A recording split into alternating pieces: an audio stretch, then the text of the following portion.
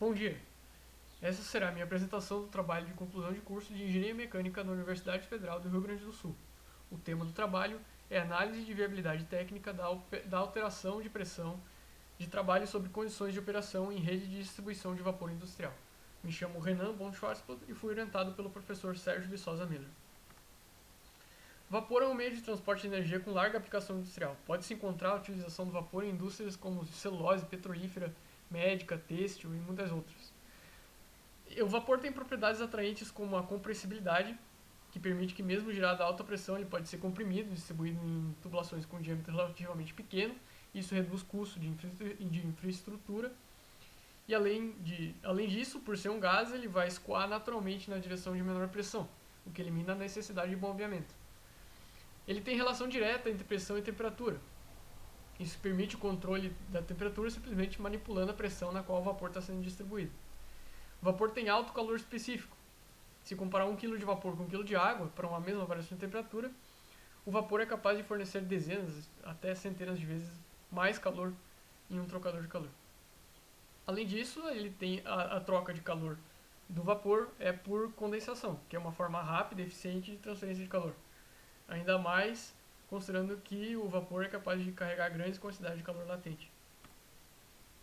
Apesar de apresentar essas vantagens e da indiscutível necessidade do seu uso em diversos processos industriais, os custos associados ao vapor são muitas vezes bem expressivos. Então é natural que se busque formas de reduzir esses custos, que podem ser propostas de diversas maneiras, cabendo aos responsáveis técnicos avaliar e orientar sobre sua viabilidade. Esse trabalho busca investigar a viabilidade técnica, então, dessa alteração, e a medida para reduzir a pressão de entrada do vapor, que atualmente é de 10 kgf por centímetro quadrado, para 7,5 kgf por centímetro quadrado, é uma proposta que busca reduzir custos de compra do vapor, e esse que atualmente é gerado e fornecido por uma empresa vizinha. Essa imagem aí é um esquema 3D das tubulações que recebem o vapor da empresa vizinha. Então, são as tubulações por onde o vapor está chegando e é então distribuído para as máquinas da empresa. Os pontos que foram estudados para que seja possível realizar essa avaliação são, primeiro, a perda de carga, para que se possa verificar que mesmo com essa redução da pressão de entrada, o vapor ainda chega nos trocadores de calor instalados com a pressão e, portanto, temperatura mínima a pressão e temperatura mínima necessárias, que é 6 kgf por centímetro quadrado e aproximadamente 164 graus Celsius. Outro ponto é a velocidade do escoamento, porque existe uma velocidade máxima recomendada em sistemas desse tipo, e além de diretamente influenciar sobre a perda de carga, a velocidade também excessiva pode conferir ruído e desgaste acelerado à operação. O volume de condensado gerado também foi avaliado, e não só o volume, como as condições de escoamento desse condensado que é retornado para a caldeira. É importante porque existe uma tubulação dedicada ao recolhimento e ao retorno dessa água resultante da condensação do vapor e também do vapor instantâneo. Para caracterizar um pouco melhor o problema, tem um videozinho aqui que eu gravei do desenho da planta, que essa é a planta baixa da empresa, com os desenhos, inclusive, do sistema de vapor, que estou passando o mouse por cima. Então eu isolei o sistema de vapor desde a entrada do vapor na empresa, que eu marquei como ponto 1. Então fui dividindo por seções esse sistema de distribuição de vapor, que está levando o vapor até as máquinas da produção. Dividi em seções, então lá em cima era 1, até o 2 é uma seção, do 2 ao 3 é outra seção, do 3 ao 4 é outra seção, então daí pra frente vai ser uma máquina, do 4 pra frente, e do 3 pra frente também vai ser uma máquina, uma acima e uma abaixo. Essas máquinas aí cada uma vão ter de 10 a 12 trocadores de calor cada uma, então esses 4 e 3 foram subdivididos em seções do tipo 4.1, 4.2, 4.3 até o número de trocadores de calor que essa máquina vai ter.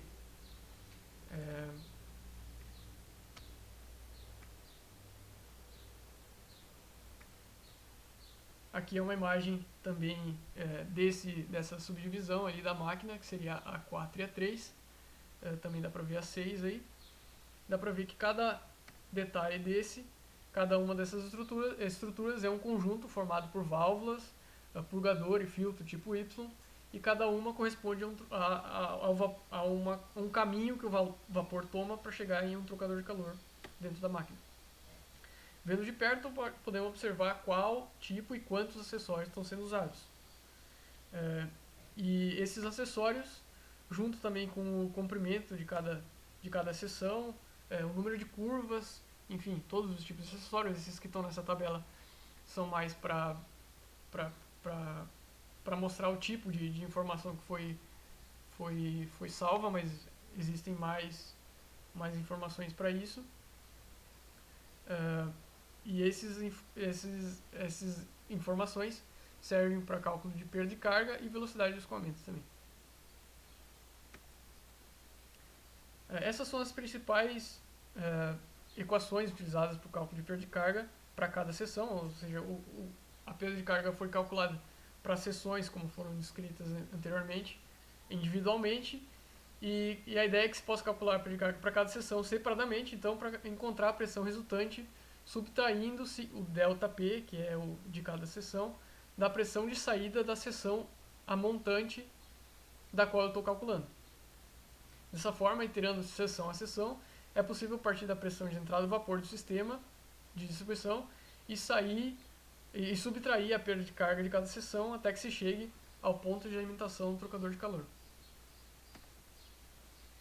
Além da carga perdida devido aos efeitos viscosos do escoamento do fluido ao longo dos dutos, a presença de perturbações geométricas como curvas, válvulas, filtros, enfim, causam perdas de carga localizadas. Como dá para ver na imagem aí, só uma ilustração, numa tubulação cheia de válvulas, de curvas, enfim, de bombas e acidentes geométricos, é esperado que você tenha uma perda de carga maior do que se o tubo fosse contínuo sem essas alterações. Uma maneira de considerar os efeitos dessas perturbações é o método do comprimento equivalente. Consiste em transformar a perda de carga gerada por certo acessório em um comprimento linear de tubulação que geraria uma perda de carga equivalente, daí o nome. Esses comprimentos equivalentes podem ser encontrados na literatura e em catálogo de fabricante. Então, como mostra na tabela, podemos pegar, por exemplo, uma válvula esférica e um filtro tipo Y de 6 polegadas e dá para ver que a carga perdida ao passar pela válvula é equivalente à carga perdida em 1,1 metro de tubo, enquanto para o filtro tipo Y é de 110 metros. Por isso que porque ele é muito mais obstrutivo, como dá para ver na imagem. Essas são as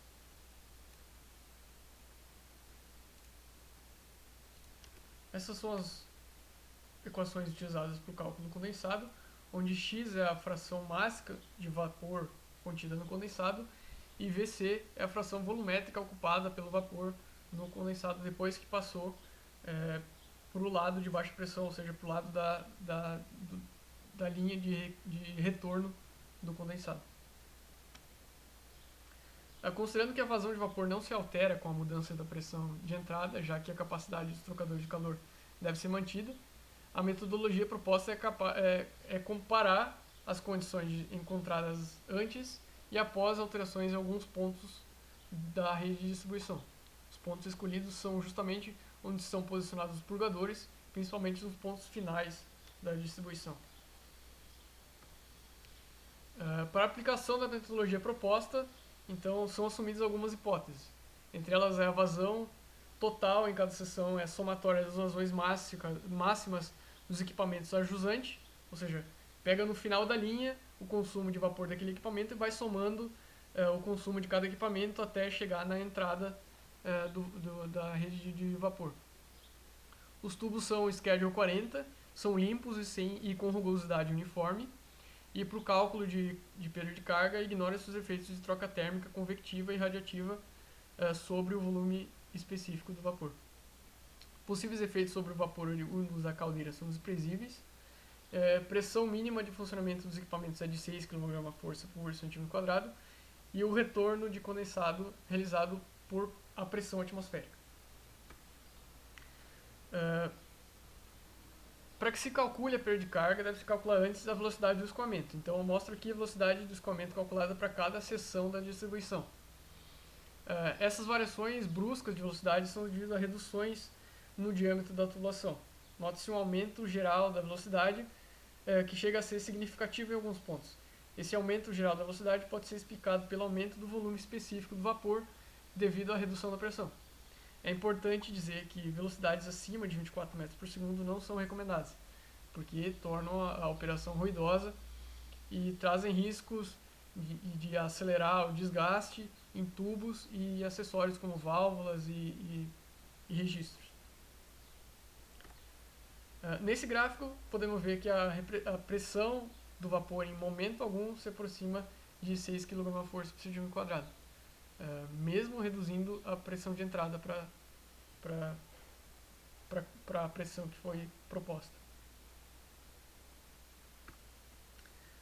Aqui podemos ver a perda de carga calculada em cada seção. Nota-se a semelhança com o gráfico da velocidade, já que ela é variável, a velocidade é a variável mais importante para esse cálculo. As seções com maior perda de carga são as que têm escoamento mais veloz, exceto nos pontos 7.10 e 7.11, onde é causada por acessórios instalados no final da seção, então não dá espaço ou comprimento para calcular a velocidade naquele ponto, porque logo depois que passa, perde pressão e acaba, o escoamento já vai para o retorno, já vai para a linha de recuperação de condensado. Mesmo com o aumento da perda de carga, ela se mantém com valores absolutos abaixo de 0,7 kgf por centímetro quadrado. O vapor instantâneo oriundo dos purgadores, aqui a gente tem a alteração da fração volumétrica abaixo de 0,1% e a redução da fração mássica de aproximadamente 4%. Assumindo-se que se mantenha sobre uma mesma curva de backer pressure, que é a pressão causada pelo vapor flash, pode-se dizer que o escoamento de retorno mantém características similares o suficiente para que não seja necessário redimensionar e trocar as tubulações. Então isso não seria um problema sobre a alteração da pressão. Então, concluindo, nota-se que apesar da perda de carga sofrer um aumento de aproximadamente 38%, 38,5%, por apresentar valores, apesar desse aumento, por apresentar valores absolutos baixos, ali inferiores a 0,7 kgf por centímetro quadrado, não é suficiente para levar a pressão abaixo do mínimo de 6 kgf por centímetro quadrado requerido pelos equipamentos.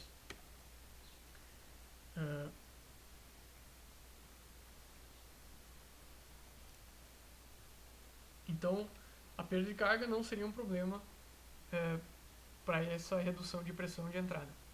O retorno de condensado manteria as características similares ao projeto original, então não necessitaria de alterações. O único ponto a mostrar um problema seria a velocidade do escoamento, que foi calculada acima de 24 metros por segundo em alguns pontos, e então isso tornaria as alterações propostas tecnicamente inviáveis, segundo essa análise. E é isso. Muito obrigado.